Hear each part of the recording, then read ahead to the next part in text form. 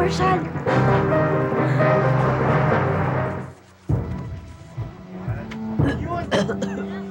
Marshall! Anong ginagawa mo dito? Umalis ka kasi kagad kanina eh. Hindi man lang ako nakapagpasalamat sa'yo.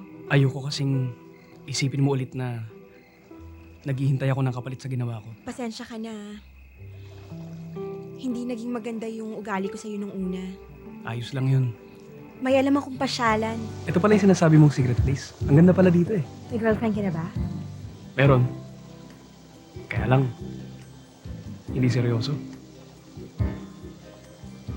Bakit hindi mo seryosohin? Naghahanap pa ako ng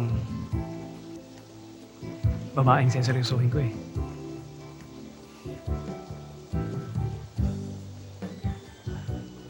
Tara na. Padilim na.